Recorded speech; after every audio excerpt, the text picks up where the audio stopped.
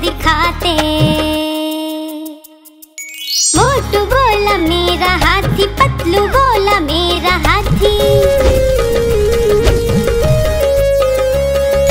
हाथी ने तरकीब लगाई, दोनों को लेकर दौड़ लगाई।